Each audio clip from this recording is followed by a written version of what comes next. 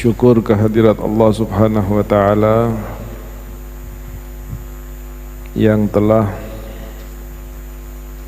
menghidupkan kita sampai pada hari yang mulia dan agung ini.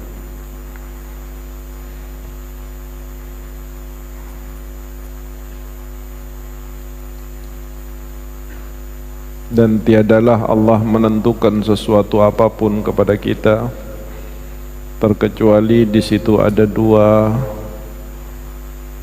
keinginan dari Allah.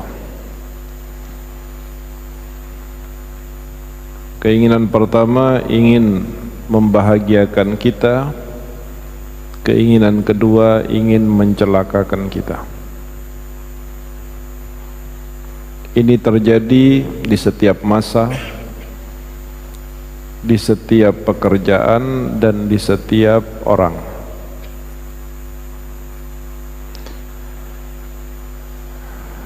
Dan kita diberi oleh Allah akal, di mana akal itu fungsinya untuk berpikir. Pikiran itu dituntun oleh wahyu, baik Al-Quran maupun hadis.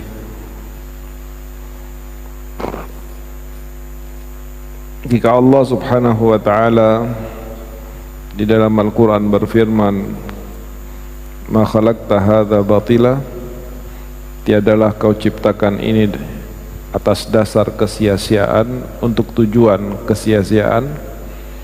Terjadi kepada banyak hal yang remeh, apalagi ketika ketentuan Allah jatuh kepada manusia dan itu terarah kepada amal ibadah seperti yang kalian lakukan dan kalian dengarkan pada malam hari ini. Law anzalna hadzal qur'ana 'ala jabalin la ra'aitahu khashi'an mutasaddian min khasyatillah. Wa tilkal amthalu nadribuha lin-nasi la'allahum yatafakkarun. Firman Allah dalam Quran, andai Quran ini diturunkan oleh Allah kepada gunung, bukan kepada manusia, diturunkan kepada gunung, la ra'aitahu khashi'an mutasaddian, kamu pasti akan melihat gunung yang besar, kokoh, keras, itu akan menjadi khusyuk dan tersungkur untuk bersujud kepada Allah. Kenapa? Min khasyatillah,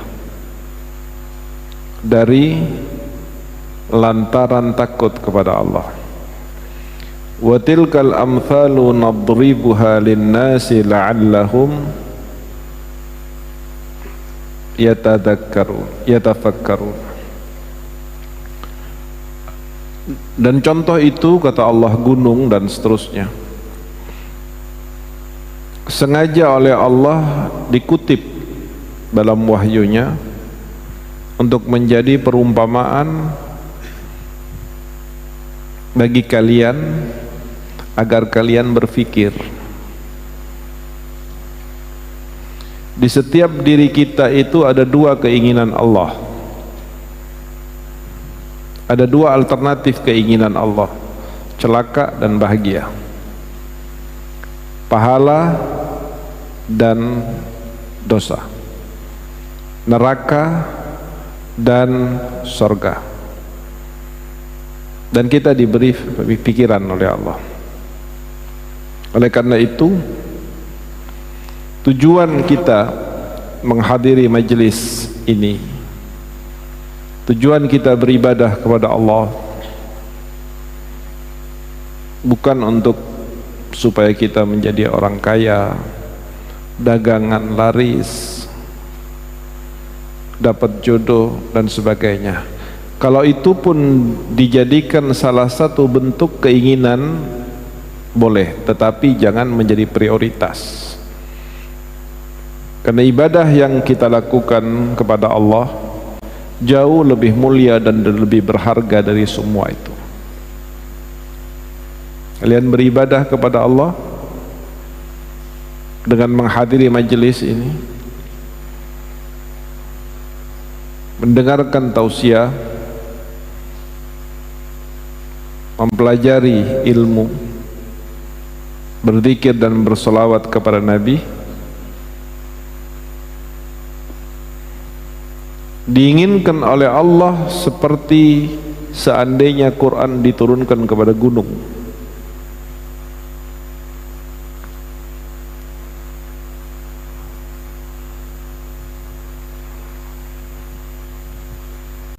Itu hal penting yang jangan dilupakan. Permasalahan yang utama bukan berapa sering kalian hadir majelis, tetapi yang terpenting dari hadirnya kalian kepada majelis, dengan hadir ke majelis seberapa besar rasa takut kalian kepada Allah. Maka seperti yang kita dengarkan dari tausiah tadi, betapa Allah Subhanahu wa taala sudah menyebutkan di dalam surat Al-Fajr, walayalin ashar, demi 10 malam, bahkan 10 malam dan hari dan malam dari awal Dzulhijjah sampai lebaran, sampai hari lebaran. Itu sebagian ulama ada yang mengatakan lebih afdal daripada hari-hari di bulan Ramadan.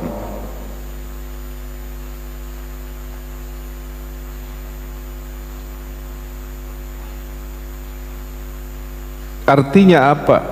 Ketika penjelasan ini nyampe ke telinga kita, artinya apa?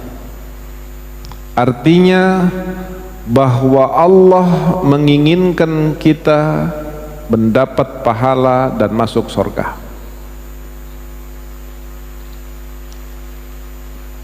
Tetapi tidak setelah itu selesai kalian pulang, antum pulang, nanti dilihat termasuk bagian mana, kelompok mana antum ini dalam menerima perintah, panggilan dan pemberitahuan dari Allah. Termasuk orang yang menerima atau orang yang mengabaikan atau orang yang menolak.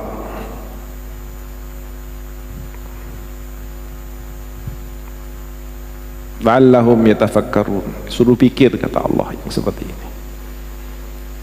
Jangan dijadikan rutinitas ritual hanya sekedar hadir malam Selasa lalu pulang, hadir pulang. Tetapi dalam sekian lama, adakah sambungan batin kita dengan Nabi Muhammad? Adakah peningkatan istiqamah kita dalam ibadah? Adakah nilai-nilai khusyuk yang sudah kita dapatkan dari bulan ke bulan, dari tahun ke tahun? Kalau tidak, waspadalah, hati-hatilah, takutlah bahwa Anda termasuk orang yang tidak diinginkan untuk mendapatkan kebahagiaan, pahala dan sorga dari Allah Subhanahu wa ta'ala. Tadi disampaikan bagaimana di bulan 10 hari pertama ini fadilahnya sangat besar sekali. Sudah berjalan 6 hari, tetapi masih ada tanggal 8 untuk puasa, tanggal 9 untuk puasa. Tanggal 8 namanya hari Tarwiyah, tanggal 9 namanya hari Arafah. Dari 1 sampai 7 ini pahalanya luar biasa. Tapi 8 dan 9 itu jauh lebih luar biasa. Dari riwayat hadis yang disampaikan bahwa jika dari 1 sampai 7 itu bagaikan 100, tapi 8 sudah masuk ke ribuan, artinya beratus kali lipat.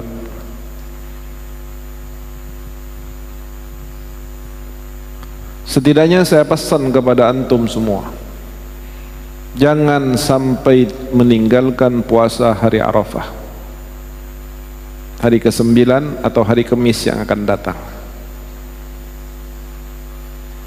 Karena antara mereka yang melakukan dan mereka yang tidak melakukan akan memiliki kondisi di hari kiamat nanti dengan kegembiraan bagi yang melakukannya dan penyesalan, tangisan bagi yang tidak melakukannya, padahal dia dalam keadaan mampu, dalam keadaan santai, dalam keadaan tidak punya beban yang terlalu berat untuk berpuasa di hari Tarwiyah dan hari Arafah.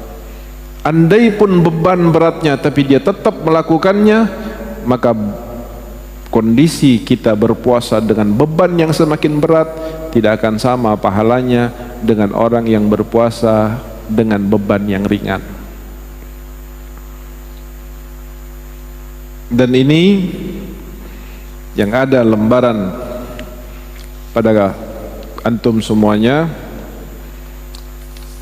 adalah merupakan amalan zikir yang banyak dibaca oleh para salafun saleh di mulai malam 10 sampai malam 1 sampai malam 10 di bulan Dzulhijjah.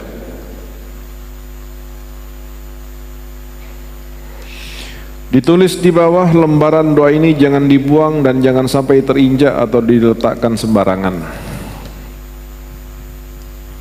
Sempat terlihat saat mahallul qiyam tadi ada lembaran ini di bawah sejajar dengan kaki. Apakah hukumnya haram? Jika tidak punya niat mungkin tidak haram, tetapi yang jelas tidak ada adab kepada Allah, tidak memiliki ta'zim, bahwa di sini tertulis la ilaha illallah, di sini tertulis zikir, sementara zikir yang tertulis nama agungnya Allah subhanahu wa ta'ala itu berada sejajar dengan kaki di bawah. Gulung, lipat, pegang. Anda berdiri, jangan letakkan di bawah. Segala kitab, segala Quran, segala apa, jangan diletakkan di bawah. Bahkan salah satu yang menyebabkan Imam Abu Hanifah bermimpi Allah subhanahu wa ta'ala karena dia pernah menemukan tulisan Bismillahirrahmanirrahim terbuang di bawah. Dia ambil, dia cuci bersih, dia kasih minyak, lalu dia letakkan di sorbannya. Dan kemudian dia satu malam bermimpi Allah subhanahu wa ta'ala.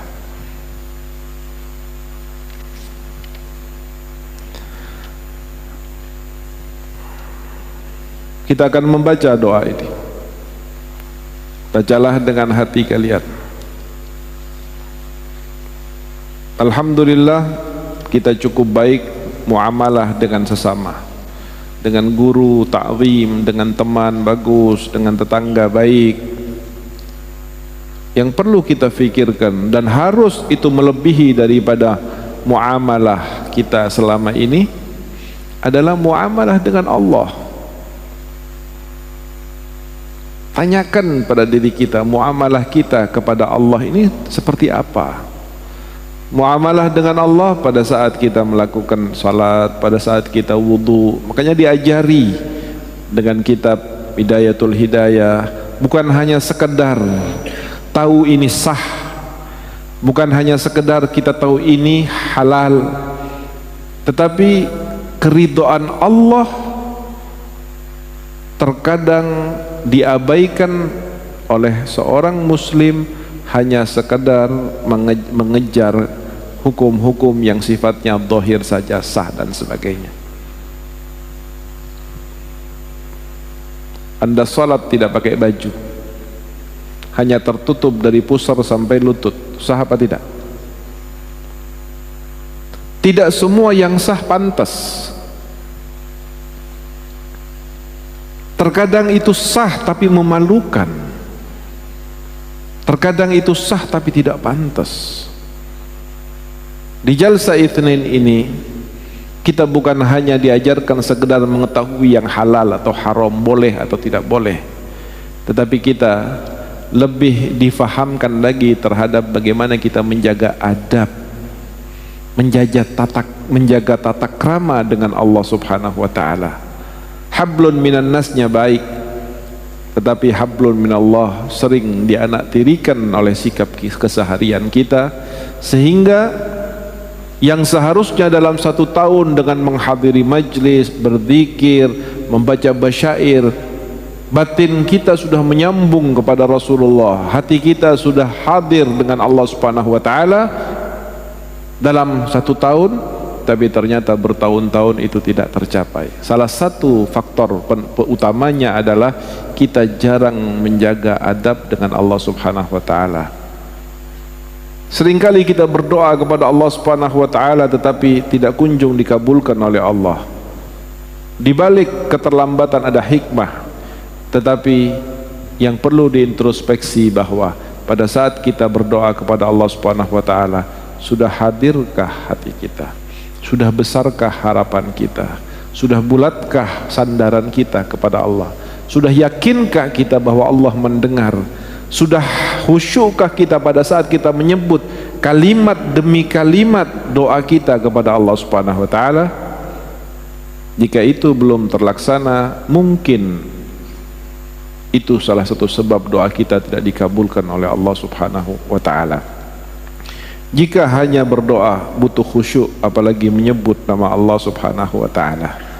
Di dalam hadis qudsi Allah Subhanahu wa taala mengatakan, barang siapa yang disibukkan dengan berzikir, menyebut aku, lebih disibukkan dengan berzikir daripada meminta, daripada berdoa, maka aku akan berikan kepadanya lebih baik daripada apa yang dia inginkan dalam doanya.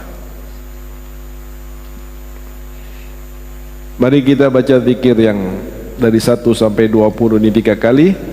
Yang berikutnya kita akan baca 10 kali 10 kali. Ini dibaca setiap habis sholat isya di rumah masing-masing sampai malam 10.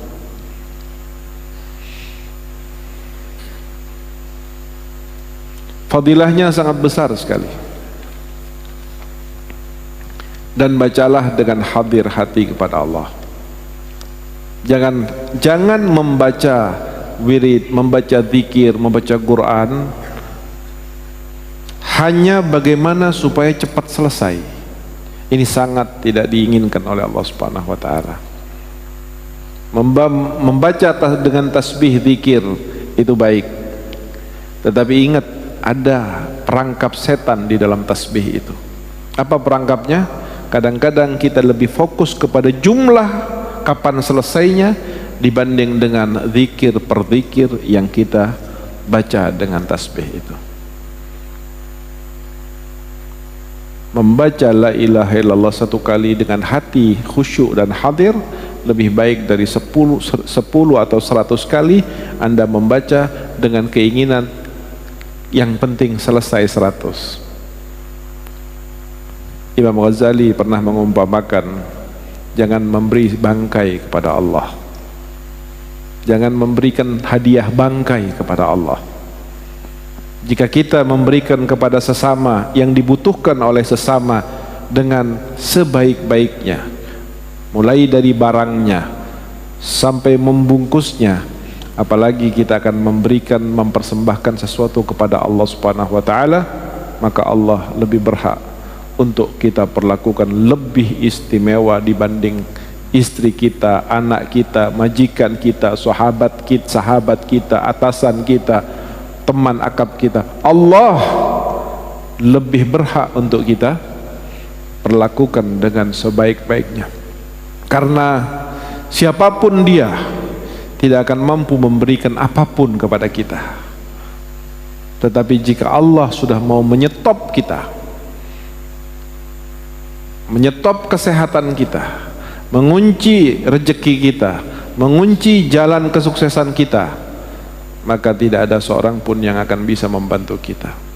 Dan ini adalah akidah dalam agama.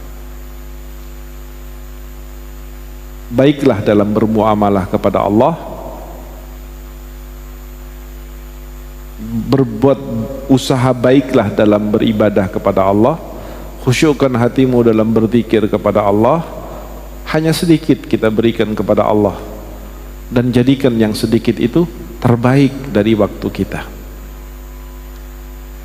agar Allah memandang kita dengan kebaikannya dan dengan rahmatnya. Fatihah bil qabul. Al-Fatihah. Syaitanir rajim. Bismillahirrahmanirrahim. إياك نعبد وإياك نستعين اهدنا الصراط المستقيم صراط الذين أنعمت عليهم غير المغضوب عليهم ولا الضالين آمين.